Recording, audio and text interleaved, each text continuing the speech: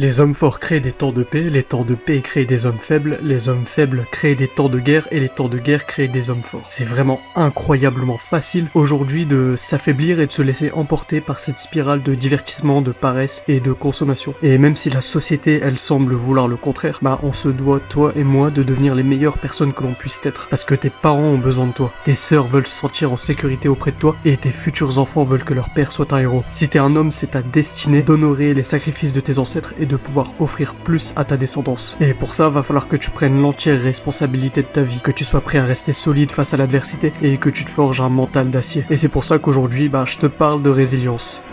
La résilience, elle se définit par ta capacité à pouvoir agir même si t'en as pas envie ou que t'es pas motivé. Et c'est pour ça que j'estime que la résilience, c'est ta passerelle entre la motivation et la discipline. Et pour te détailler un peu plus mon point de vue, je vais te parler de celle-ci sous 3 aspects pour atteindre une mentalité à toute épreuve. T'as la persévérance, l'adaptabilité et la gestion des émotions. Pour ce qui est de la persévérance, c'est ta capacité à agir malgré les obstacles, la souffrance ou le manque de motivation. C'est notamment sur celle-ci qu'on s'attardera plus tard dans la vidéo. L'adaptabilité, elle réside dans le fait que tu puisses t'ajuster à n'importe quel changement. Il y a notamment un truc que je me dis, c'est espère le meilleur, fais tout pour le réaliser, mais prépare-toi aussi au pire. Garde la tête haute. Si tu veux être un bon leader, sache que les gens qui t'entourent comptent sur toi. Donc ça sera à toi de relever le niveau et redonner de l'espoir dans la difficulté. Et pour ce qui est de la gestion des émotions, c'est un sujet sensible chez nous les hommes. Mais bon, la vérité c'est qu'on s'en fout de notre état mental. Notre valeur, elle dépend de ce qu'on apporte. Donc oui, c'est chiant quand t'es pas bien mentalement, mais c'est comme ça. Faut que tu puisses agir sans être affecté par ton cerveau et tes émotions. T'es un humain, ça fait partie du truc. Mais malgré tout, tu dois les utiliser à bon escient.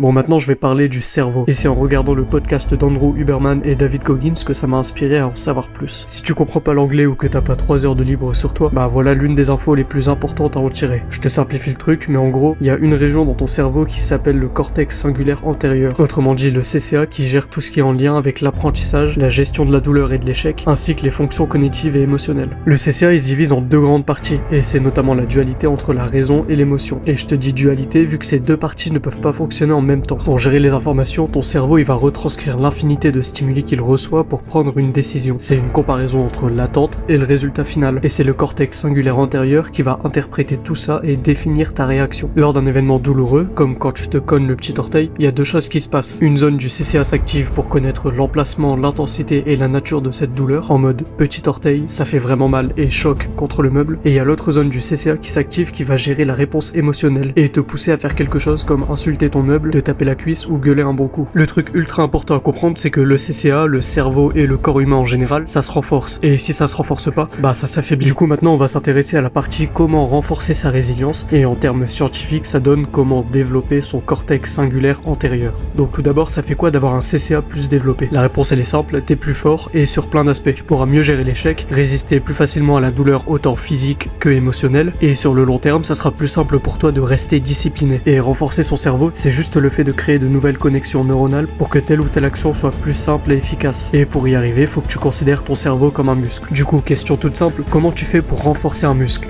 Faut le mettre à l'épreuve, lui donner une raison de changer, le stresser au point qu'il soit obligé de s'adapter. Du coup, si t'es débutant, ça serait con de te dire d'aller soulever 100 kilos puis de courir un marathon juste derrière. Déjà, tu vas pas y arriver, ensuite tu vas te blesser, et pour finir, tu vas être dégoûté et repartir sur ton canapé en mangeant des chips devant Netflix. Non, faut être raisonnable et comprendre quelle sorte de défi t'es capable de faire, et pour le coup, la résilience, ça se développe en agissant. Faut que tu fasses quelque chose de douloureux et de difficile mais qui soit bénéfique pour toi. Et tu vois, dans la vie de tous les jours, t'as besoin de résilience pour faire les bons choix. C'est notamment le cas de la gratification instantanée contre retardée. Plus tu t'accommodes à la difficulté et plus c'est facile pour toi de faire des choses difficiles. Et ce qui est intéressant, c'est que le cortex singulaire antérieur, il se développe si et seulement si tu fais quelque chose que t'as pas envie de faire. Bizarrement, si tu commences à kiffer le challenge, il va moins se développer. En gros, à partir du moment où tu t'habitues à une dose de difficulté, essaie de trouver un moyen pour augmenter le challenge ou fais un truc encore plus galère que t'as pas envie de faire. Et en vrai, si tu veux devenir exceptionnel, il faut que tu fasses des choses que très peu de gens sont prêts à faire. Et en fait, les activités qui vont développer ton CCA, elles dépendent surtout de toi. Par exemple, tu veux pas courir, va courir jusqu'à ce que t'en aies marre et cours encore quelques pas de plus. Tu veux pas lire un livre,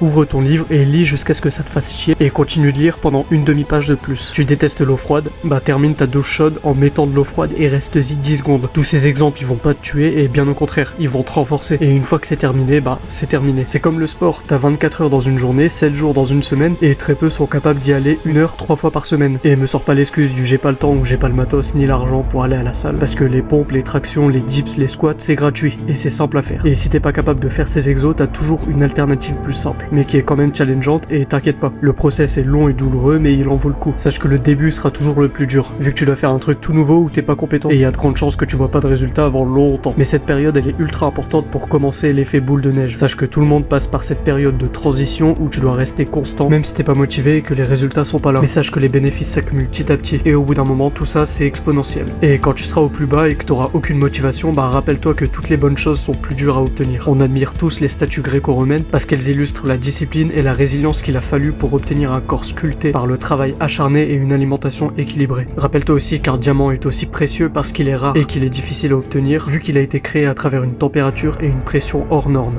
Sur ce, merci d'avoir regardé cette vidéo, donne-moi ton avis en commentaire. D'ailleurs, viens me suivre sur Insta si t'as envie de parler de développement personnel. Reste discipliné et deviens une force positive pour le monde. Salut.